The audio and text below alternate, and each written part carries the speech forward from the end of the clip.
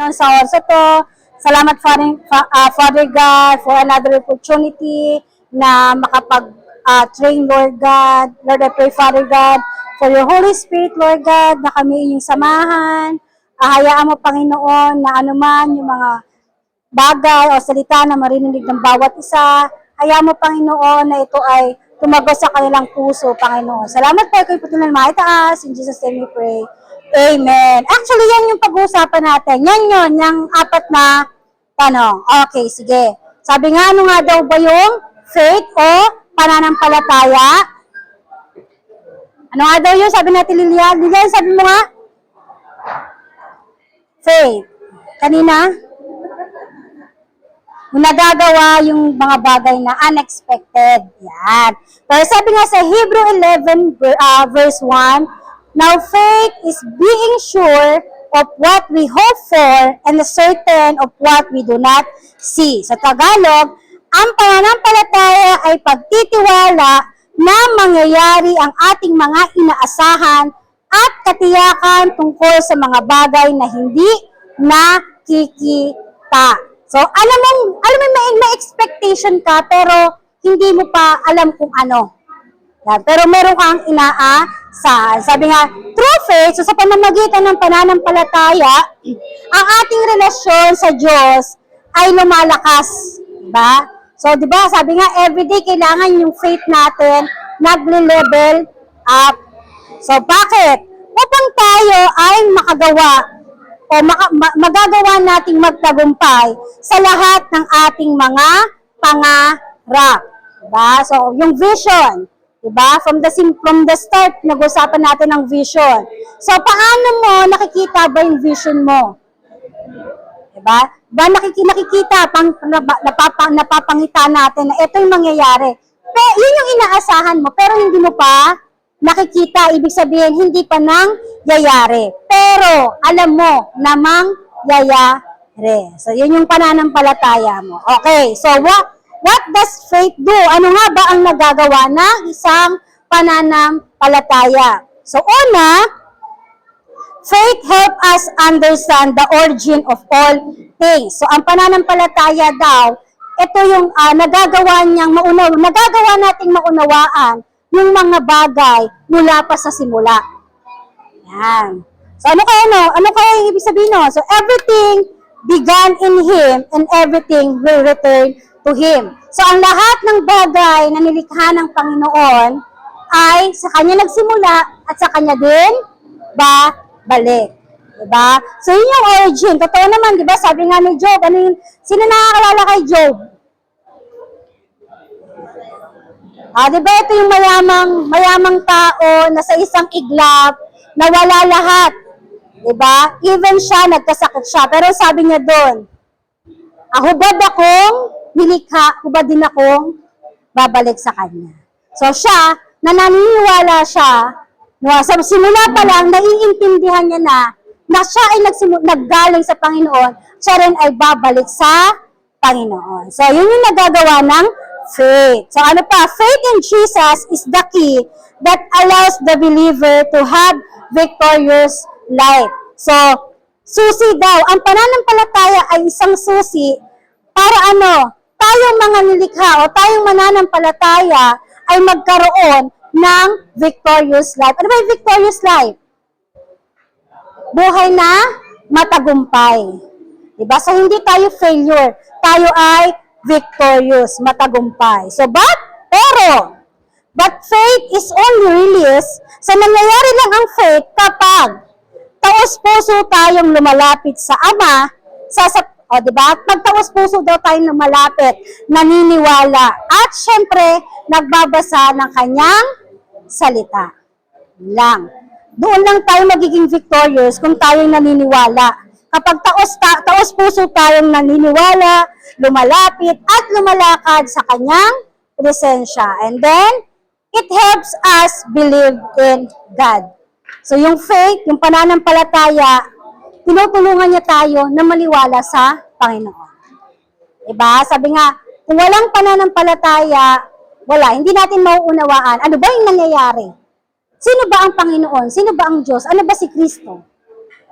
So, tama lang na naririnig natin, pero walang understanding. Okay, next question. Where does faith comes from? So, saan nga ba nagmula ang faith? Okay, saan nagsimula ang pananampalataya? Basahin ko ha. Romans 10:17.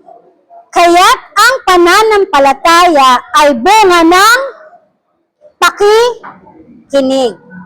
At ang pakikinig naman ay bunga ng pangaral tungkol kay Kristo. So, saan daw nagsimula ang faith?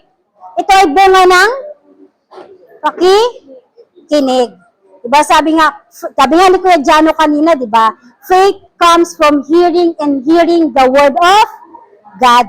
So, doon nagsimula ang pananampalataya. Bakit tayo nananampalataya? Bakit tayo may faith? Kasi naririnig natin. Diba? Naririnig natin na ito yung mga bagay na ginawa ng Panginoon. Okay, next. Ano ba yung outcomes ng faith? Ano yung resulta kapag meron kang faith? Pag meron kang pananampalataya, Johanna, ano yung resulta ng faith mo? May faith ka ba? Anong resulta? Pag may faith ka, kasi diba, faith comes from hearing. Ano yung nagagawa nito sa'yo? Siguro ma-realize mo yung word ng Panginoon. Okay. Mayroong realization. Adanya.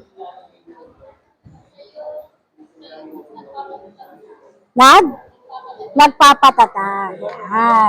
So sabi, una, faith leads us out of the world of failure. So yung pananampalataya na meron tayo, naglilid to sa atin. Ano ibig sabihin naglilid?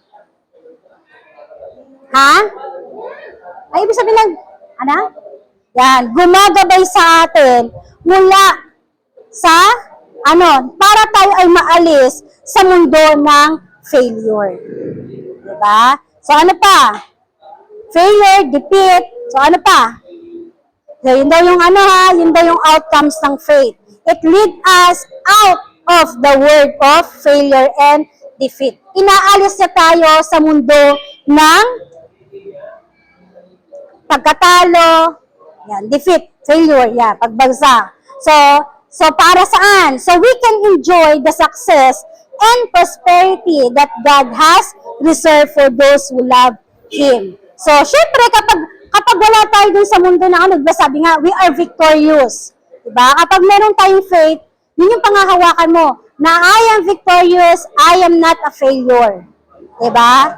So, kailangan yung paghahawakan mo. So, dahil yun ang pinaniniwalaan mo, yun ang pinanampalatayahan mo, iaalis ka niya dun sa mundong na yun. Para Para ma-enjoy mo yung success na ibinigay sa'yo ng Panginoon. Amen po? Pangalawa, faith has the ability to transform. Anong ibig sabihin ng transform? Meron daw siyang ability to transform. Ano kaya ang nai-transform? Ano kaya yung i-transform? Okay, so naita-transform niya. Ano ba sa Tagalog ng transform? So, ability to transform mula doon sa walang kabuluhang bagay into makabuluhang bagay. Diba? Minsan tayo iniisip natin ganito ako, ganyan ako, ganito na, wala na, hopeless na. Pero, sabi nga, kaya ng pananampalataya mo na mag-transform ka from being hopeless to become hopeful. Diba? Hopeless na ako pero dahil may faith ka, bibigyan ka ng Panginoon ng hope. Amen po? So, yun yung kayang gawin ng pananampalataya na meron tayo. So, mga bagay na kasuklam-suklam sa mga bagay na kapaki-pakinabang. Kung sa tingin mo, di ba, ang isang artist, yung buto, hindi niya lang nakikita na buto yon. Hindi niya lang nakikita na isang puno yon. Di ba? Kasi Kasi yung isang artist, malawak yung nakikita niya. Diba? So, ano yung tingin niyo doon sa buto? Magiging gubat. Magiging kabundukan, kagubatan. Amen po. So, akala natin yung buto na yon o yung bato na yan, akala natin walang pakinabang. Pero kapag yan, tiningnan natin at nakita natin yung kanyang kahalagahan, may maiisip tayo na purpose ng isang bagay na yon. Amen po. Kagaya sa atin, sa buhay natin, akala natin, ano tayo, wala tayong pakinabang, taga-upo lang sa simbahan, taga-palaktak. Yan. Pero, darating yung panahon na itatransform ka ng Panginoon from being taga-upo to, ano? Ano kayang pwede gawin sa inyo ng Panginoon? Tagapalakpak ka lang dati. Ngayon, ikaw na yung gumagawa. Amen? Kagaya kanina, dati, nakikinig ka lang ng testimony. Diba? Pero, transform ka ng Panginoon na ikaw naman yung gagamitin niya bilang magpatotoo. Okay po? Then, next. We conquer every giant. Sa pangatlong outcome, una, it leads out from the word of failure and defeat. Pangalawa, it has ability to transform. And number 3, we conquer every giant. Ano ba yung giant na tinutukoy dito? Yan, pag sinabing giant, literal ba na giant? Ha? Yan, obstacle, yan yung mga problema. Yan yung ibig sabihin ng giant. So, ang faith daw, o yung pananampalataya na meron tayo, kaya niyang i-conquer, kaya niyang talunin yung mga giant na meron tayo. Yung mga problema, yung mga hindrances, yung mga obstacle na meron tayo. Yan. Ano ba yung isang giant na talagang minsan, talagang hihilahin tayo pabalik sa nakaraan? Ha? Ito yung fear. Diba? Yun yung giant natin, yung fear, yung takot. Tama? O sino dito hindi natatakot? Kaya ko yan ata, hindi ako natatakot. Diba? Sa klase nga, minsan, ayaw nyo mag-recite eh. Bakit? Kasi natatakot ka. O, yun yung isa sa mga giant na meron tayo. Diba? Yung fear. Fear is one of the most powerful enemies that we face. Yun, yung fear. Yung takot, yung isa sa powerful na kaaway natin. Na giant na meron tayo. Amen po? Sabi nga, the spirit of fear will try to place all kinds of negative thought in our heart and weaken the spirit of conquest that is in you. So yung takot, yung espiritu ng pagkatakot, siya yung naglalagay ng mga negative sa utak natin. Hindi mo kaya yan. Hindi ka magiging ganyan. Hanggang ganyan ka na lang. So yung mga iniisip natin na negative, yan yung pinapasok ng spirit of fear. Yan yung dinadala sa atin. Para Para ma-weaken. Para, para hindi maging malakas yung spiritual, para manghina yung spiritual na buhay natin. So, fear blinded us sa mga bagay na ipinapakita ng Panginoon. Diba? Binubulag tayo ng takot. Diba? Kasi ayaw niyang makita yung pangako sa atin ng Diyos. Kaya kaya ang kaaway, binibigyan tayo ng fear. Ano pa? Fear destroy your dreams. Kapag pinaniwalaan mo, kapag nanampalataya ka doon sa mga negative na bagay na pumapasok sa iyo, na binabata sa iyo ng kaaway, it will destroy your dreams. Mananatili kang talunan. Amen po ba? So, paano nga ba natin makakonquer ang fear? Okay, paano natin malalabanan ng fear, yung takot? Ano yung dapat nating gawin? Hari, makakapit ka dyan, joke na. So, paano mo malalabanan yung fear na meron ka?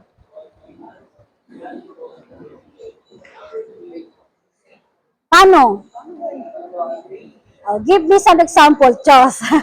Paano bagay? Halimbawa, saan ka ba natatakot?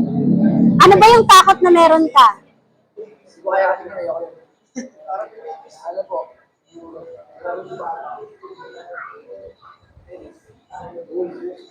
Dali. Dapat i-share ng gospel. Sa pag-share ng gospel. O paano mo makakonquer yung fear mo sa pag-share ng gospel? Siguro, first, lumapit ko na sa Lord. Ayusin naman sa sarili. Okay. Second, humingi ng lakas ng loob sa Lord. Lagyan ng action. Lumapit sa Panginoon, ayusin ang sarili, at kung ano yung sinabi ng Panginoon, put it into action. Ano pa? Yuri. Si Yuri, kaya ka nakinig siya. Yuri. Yan. Paano mo mapagtatanggumpayan yung takot na meron ka? Siguro, by being positive. Yan. Another example, yung sa gospel, pag pero ako yung mag-share. Pero kung positive ka lang, alam mo yung parang nagawa. Diba? So, panatilihin natin yung pagiging positibo natin na kaya natin yung gawin. Kaya natin yung labanan yung takot na yon. Ano pa? Okay, so basahin ko 2 Timothy 1 verse 7. For the Spirit of God gave us, does not make us timid, but give us power, love, and self-discipline. Ano daw ang binibigay ng Panginoon? Ang binibigay ng Panginoon ay power, love, and self-discipline. Hindi niya tayo binibigyan. Hindi ang Panginoon ang nagbibigay sa atin ng takot. Sino ang nagbibigay sa atin ng takot? Ha? Ang enemy, ang kaaway. Si Satan. So, siya yun. Siya yung diba sabi nga, John 10:10, the thief come to kill, steal, and destroy. So, yun yung ginagawa niya sa atin para yung pananampalataya natin ma-weaken, humina. Okay po? Sige, unahin natin meron lang akong 3 bagay kung paano daw natin makakonquer yung fear natin. Una, identify your fear. Kailangan alam mo kung ano ang kinatatakutan mo. Ba? Si Betchay. May naiwan ata. Okay? So ano daw? Identify your fear. Kasi hindi mo malalabanan, hindi mo mapagtatagumpayan ang fear kung hindi mo alam kung saan ka natatakot. Amen? Diba? So, syempre, kapag na-identify mo, ay, dito ako mahina, ito yung kinatatakutan ko, yung humarap sa maraming tao. Diba? Ayun na, yung humarap sa maraming tao. Ganon din ako eh. So, alam nyo ba, sabi ko nga, teacher ako, pero weakness ko ang humarap sa maraming tao. Diba? Parang parang hindi much. Diba? Bakit ka nag-teacher? Takot ka naman palang humarap sa mga tao.